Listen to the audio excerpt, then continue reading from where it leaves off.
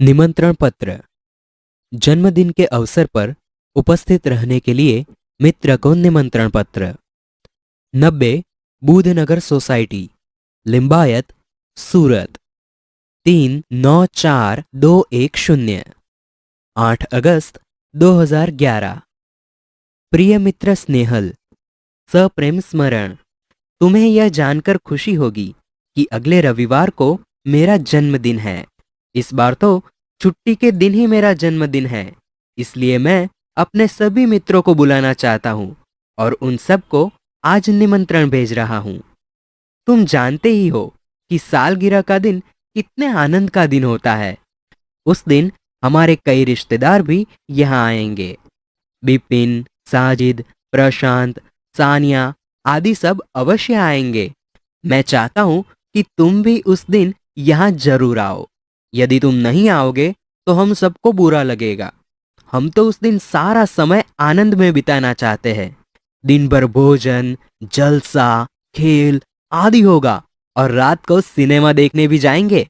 मुझे आशा है कि इस अवसर पर तुम भी जरूर आओगे और मेरे उत्साह और आनंद को बढ़ाओगे। तुम्हारे माता पिता को सादर चरण स्पर्श। छोटे भाई कमल और बहन संगीता को प्यार। तुम्हारे आगमन की प्रतीक्षा करूंगा। तुम्हारा मित्र साहिल शाह। बधाई पत्र। सालगिरह यानी कि जन्मदिन पर बधाई पत्र। शांति सदन, रावपुरा, बड़ौदा, 10 अगस्त 2011। प्रिय मित्र साहिल, सप्रेम स्मरण। कल ही तुम्हारा पत्र मिला तो हम सब बहुत खुश हुए। हमें तुम्हारी सालगिरह का निमंत्रण भी मिला और यह जानकर विशेष प्रसन्नता हुई कि कल ही तुम्हारी सालगिरह है। इधर माँ कुछ दिनों से बीमार रहती है और पिताजी को तो सुबह 10 बजे ही दफ्तर जाना पड़ता है। दर्शना को भी सुबह स्कूल जाना पड़ता है और वह तो है भी छोटी। इसी कारण घर का बोझ मुझ पर ही है। अब तुम ही कहो, यह सारा बोझ किसको सौंपकर तुमसे आ मिलूं? मेरे दिल में तो बहुत होता है कि इस शुभ अवसर पर उड़कर तुम्हारे पास आ जाऊं, परंतु घर की स्थिति का विचार करके विवश हो जाता हूं और मन करते हुए भी नहीं आ सकता। तुम तो अब 1 साल बड़े हो गए हो। इस अवसर पर मैं तुम्हें बधाई क्यों न दूं? मैं तो चाहता हूं कि बार बार तुम्हारी सालगिरह आया करे और हमें खुशियां मनाने का मौका मिले। इस मंगल अवसर पर उपस्थित न रह सकते हुए भी मेरे दिल में तुम्हारे लिए शुभकामना है। मैं चाहता हूं कि ईश्वर तुम्हें चिरंजीव रखे और तुम्हारा नया वर्ष शुभदायी हो। तुम्हारा मित्र स्नेहल। आश्वासन पत्र। खेल महाकुंभ में असफल यानी कि अच्छा प्रदर्शन नहीं करने पर सखी को आश्वासन पत्र। मातृछाया, स्टेशन रोड, कालूपुर, अहमदाबाद, 17 नवंबर 2011। प्रिय सखी जागृति, सप्रेम स्मृति। आज तुम्हारे पिताजी से फोन द्वारा पता चला कि तुम खेल महाकुंभ में चक्र फेंक प्रतियोगिता में असफल रही हो। इस समाचार से मुझे बहुत दुख हुआ कि तुम्हारा इस प्रतियोगिता में प्रदर्शन अच्छा नहीं रहा। हमने तुमसे बहुत आशा लगा रखी थी कि तुम जिले में प्रथम आओगी। प्रिय सखी, खेल में हमेशा जीतना ही महत्वपूर्ण नहीं होता।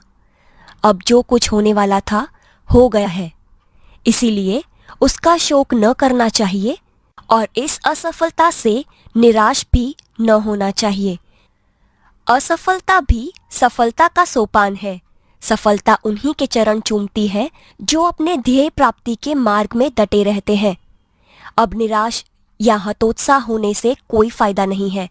मैं चाहती हूँ कि अब तुम दुगने उत्साह से अभ्यास करो तो अगले साल तुम्हें अवश्य सफलता मिलेगी और तुम अपने जिले में ही नहीं गुजरात में प्रथम आओगी। मुझे आशा है कि तुम मेरी बात मानोगी और अपने अभ्यास में मनोयोग से लग जाओगी। तुम्हारी सखी अवनी। अनुमति पत्र। प्रवास में जाने की अनुमति के लिए पिता को पत्र। जीवन भारती छात्रालय, स्टेशन रोड, दाहोद, 29 सितंबर 2011। पूज्य पिताजी, सादर प्रणाम। आपका पत्र मिला। सबकी कुशलता जानकर बड़ी खुशी हुई। आप मेरी जरा भी चिंता न करें। आपको सूचित करते हुए मुझे खुशी हो रही है कि हमारी कक्षा के सब विद्यार्थी अगले महीने की 17 तारीख को अजंता इलोरा की गुफाएं देखने जाने वाले हैं। मैं भी उस प्रवास में सम्मिलित होना चाहता हूँ। स्कूल बस की व्यवस्था की गई है। यह प्रवास 3 दिन का रहेगा और 800 रुपये का खर्च आएगा। इस प्रवास में बहुत से दर्शनीय स्थल देखने को मिलेंगे। मेरे सभी साथी मनीष, साहिल, श्रेया, जाकिर, वहीदा, गुरमीत और डेविड भी इस प्रवास में जाने वाले हैं। मैं भी इस प्रवास में शामिल होना चाहता हूँ। आप पत्र द्वारा इस प्रवास के लिए मुझे अनुमति देने और 800 रुपये मनी ऑर्डर से भेजने की कृपा करें। पूजनीय माता जी को सादर प्रणाम। सोनल को प्यार। आपका आज्ञाकारी पुत्र रमेश। प्रार्थना पत्र। छुट्टी के लिए प्रधान अध्यापक को पत्र। देसाई फलिया, भावनगर, 23 फरवरी 2011। सेवा में श्री आचार्य महोदय, डीए, सार्वजनिक विद्यालय, भावनगर। आदरणीय गुरुदेव, सविनय निवेदन है कि मेरी बहन की शादी आगामी 27 तारीख को निश्चित की गई है। मैं उसका एक लौता भाई हूं। हम लोगों के यहाँ शादी की कितनी धूम रहती है, इससे तो आप अनजान नहीं हैं। फलतः मैं तारीख 24 से 28, 5 दिन तक विद्यालय में उपस्थित नहीं हो सकूंगा। पिताजी का पत्र इस प्रार्थना पत्र के साथ भेज रहा हूं। आशा है आप मुझे यह अवकाश प्रदान करने की कृपा करेंगे। इसके लिए मैं सदैव आपका कृतज्ञ रहूंगा। आपका आज्ञाकारी छात्र मनोज पटेल। क्रमांक 25, वर्ग 8A। कार्यालयी पत्र। स्वास्थ्य अधिकारी को गंदगी के बारे में शिकायती पत्र। तारीख 20 मई 2011। सेवा में स्वास्थ्य अधिकारी महोदय, महानगर पालिका, बड़ौदा। मान्यवर, सविनय निवेदन है कि मैं गायत्री मोहल्ले में रहता हूं। यह मोहल्ला पिछले कई दिनों से ठीक से साफ नहीं हो रहा है। आजकल शादी का मौसम है। रास्ते पर गंदगी फैली है। पास के कूड़ेदान यानी कि डस्टबिन में सब जूठन डाल जाते हैं। बदबू के कारण पिछले 2 दिन से तो यह हाल हो गया है कि वहां से आना जाना भी मुश्किल हो गया है। आने जाने वाले सभी लोग परेशान हो रहे हैं। यदि गंदगी को शीघ्र न हटाया गया तो मोहल्ले भर में बीमारी फैल जाने का डर है। आशा है कि आप शीघ्र ही उसे हटवाने की व्यवस्था करेंगे। आपका विनम्र सेवक सुरेश भाई म परमार, गायत्री मोहल्ला, बड़ौदा। व्यवसायिक पत्र। पुस्तकें भेजने के लिए पुस्तक विक्रेता को पत्र। तारीख 10 जुलाई 2011। सेवा में व्यवस्थापक श्री गजानन पुस्तकालय, सुभाष रोड, वलसाड। महोदय, मुझे निम्नलिखित पुस्तकों की आवश्यकता है। उन्हें आप डाक से भेजने की कृपा करें। 1. नन्हा कोश, श्री रतिलाल नायक। 2. नालंदा विशाल शब्द सागर, श्री नवल जी। 3. बृहद हिंदी शब्दकोश, डॉक्टर श्याम बहादुर वर्मा और डॉक्टर धर्मेंद्र शर्मा। 4. साहित्यिक मुहावरा लोकोक्ति कोश, हरिवंश राय शर्मा। कृपया उपर्युक्त पुस्तकें उचित कमीशन काटकर शीघ्र ही VPP यानी कि वैल्यू पेएबल पोस्ट से भेजें। भवदीय प्रीति शाह, शांति भवन, MG रोड, राजकोट, 360001। डायरी शब्द अंग्रेजी भाषा का है। डायरी के लिए हिंदी में दैनंदिनी, दैनिकी आदि शब्दों का प्रयोग किया जाता है। डायरी में निजी जीवन में प्रतिदिन घटित घटनाओं का लेखा जोखा रखा जाता है। डायरी के पढ़ने से किसी व्यक्ति के जीवन में घटित घटनाओं, कार्यों या तथ्यों की जानकारी प्राप्त होती है। डायरी में व्यक्ति घटित घटनाओं के साथ साथ अपने मन में उठी प्रतिक्रियाओं की अभिव्यक्ति भी अंकित करता है, इसलिए उसमें वैयक्तिकता होती है। डायरी प्रतिदिन, साप्ताहिक, पाक्षिक अथवा मासिक लिखी जा सकती है।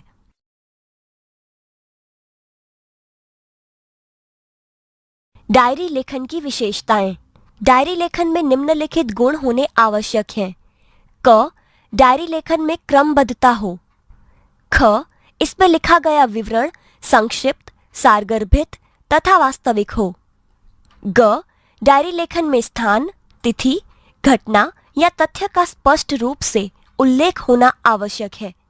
घ, डायरी लेखन करते समय आलोचना, टीका टिप्पणी, बनावटीपन, काल्पनिकता, चित्रात्मकता, अनावश्यक विस्तार से बचना चाहिए। डायरी लेखन के लाभ। क, इससे जीवन में घटी घटनाओं की जानकारी प्राप्त होती है। ख, डायरी में तथ्यों का उल्लेख रहता है, इसी कारण व्यक्ति दिन भर जो अच्छे बुरे काम करता है उसका उल्लेख भी रहता है। इससे शनेह शनेह बुराइयों से बचा जा सकता है। ग, डायरी ही ऐसा दस्तावेज है जिसे पढ़कर किसी व्यक्ति के जीवन के पिछले अनुभवों तथा घटनाओं की जानकारी उसी व्यक्ति के शब्दों में प्राप्त की जा सकती है।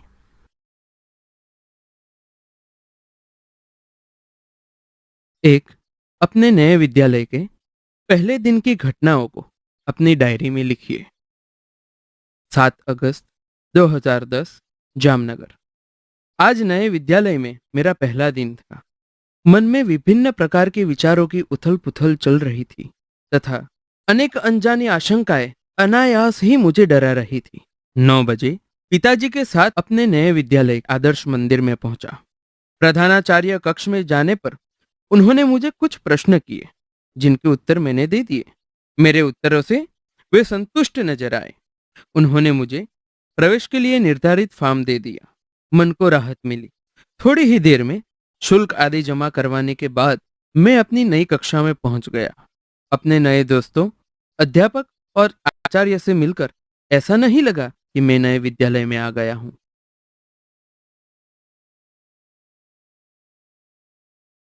2, वार्षिक परीक्षा के एक दिन पूर्व के अनुभव को अपनी डायरी में लिखिए। 5 अप्रैल 2012, राजकोट। कल वार्षिक परीक्षा का पहला दिन है। रात्रि के 1 बज गए हैं, परंतु नींद नहीं आ रही। कल विज्ञान और टेक्नोलॉजी विषय की परीक्षा है। यद्यपि सब कुछ दोहरा लिया है, तथापि मन में अजीब सा भय है। अचानक पिताजी मेरे कमरे में आए। मुझे जगा हुआ देखकर ढाढ़स बंधाया और बिस्तर पर लेट जाने को कहा। बत्ती बंद कर दी। बिस्तर पर पड़े पड़े भी नींद नहीं आ रही। पिताजी के चले जाने पर टेबल लैंप जलाया और पुस्तक के पन्ने पुनः पलटने लगा। थोड़ी ही देर में थककर बिस्तर पर पुनः लेट गया और न जाने नींद कब आ गई। मित्रों, पत्र लिखते समय पत्र के प्रकार के अनुरूप संबंधन, अभिवादन और पत्र के अंत में किस प्रकार से लिखना चाहिए इसकी जानकारी एवं समझ भी आवश्यक है।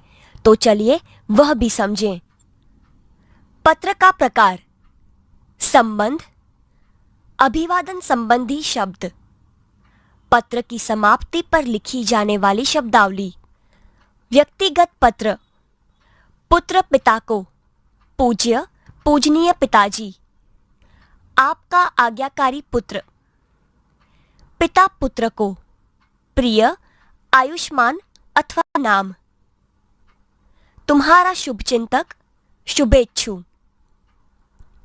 पुत्र माता को, पूज्य पूजनीय माताजी। आपका आज्ञाकारी पुत्र। माता पुत्र को, प्रिय, आयुष्मान यानी कि नाम। तुम्हारी माता, तुम्हारी शुभचिंतक। छोटा भाई बड़े भाई को, आदरणीय भाई। आपका स्नेहाकांक्षी, स्नेहभाजन। बड़ा भाई छोटे भाई को। प्रिय चिरंजीव यानी कि नाम। आयुष्मान यानी कि नाम। तुम्हारा शुभचिंतक शुभेच्छु। बड़ा भाई छोटी बहन को। प्रिय यानी कि नाम। आयुष्मती यानी कि नाम। तुम्हारा शुभचिंतक शुभेच्छु। मित्र मित्र को। प्रिय यानी कि नाम। अभिन्न हृदय तुम्हारा मित्र, तुम्हारी सखी, तुम्हारा शुभचिंतक। शिष्य गुरु को। पूजनीय श्रद्धेय गुरुजी, आपका आज्ञाकारी शिष्य, आपका स्नेहभाजन। गुरु शिष्य को। चिरंजीव यानी कि नाम। तुम्हारा शुभाकांक्षी, शुभचिंतक। व्यावसायिक पत्र। पुस्तक विक्रेता को। महोदय, भवदीय। बैंक मैनेजर को। महोदय, भवदीय। व्यापारी या दुकानदार को। श्रीमान, प्रबंधक, भवदीय। कार्यालयी पत्र। किसी विभाग के अधिकारी को। मान्यवर, मान्यवर महोदय। भवदीय। निवेदक, प्रार्थी, विनीत। समाचार पत्र के संपादक को। श्रीमान संपादक महोदय। भवदीय। निवेदक। प्रार्थना पत्र। प्रधानाचार्य को। श्रीमान प्रधानाचार्य महोदय। विनीत, प्रार्थी, कृपाकांक्षी, आपका आज्ञाकारी शिष्य, आपकी आज्ञाकारिणी शिष्या। किसी अधिकारी को। मान्यवर महोदय। निवेदक, प्रार्थी, विनीत, निवेदिका। बाल दोस्तों, आपने पत्र के प्रकार के बारे में जाना। पत्र लिखते समय कुछ बातें महत्वपूर्ण हैं जिनका हमें ख्याल रखना चाहिए। आइए ऐसी ही कुछ महत्वपूर्ण बातें जानें और समझें। इतना ध्यान रखिए, पत्र में बोलचाल की सरल भाषा का प्रयोग करना चाहिए। पत्र में आवश्यक बातें ही लिखनी चाहिए। पत्र अधिक लंबा नहीं होना चाहिए।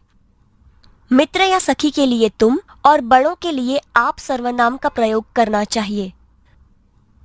पत्र में सबसे ऊपर बाईं और अपना पूरा पता और दिनांक लिखनी चाहिए। उसके नीचे जिसे पत्र लिखना हो उसको शिष्ट भाषा में संबोधन करना चाहिए। इसके बाद अभिवादन करना चाहिए। इसके बाद पत्र के क्लेवर में मुख्य विषय को अभिव्यक्त करना चाहिए। पत्र समाप्त होने पर बाईं और पत्र लिखने वाले का संबंध और नाम लिखना चाहिए।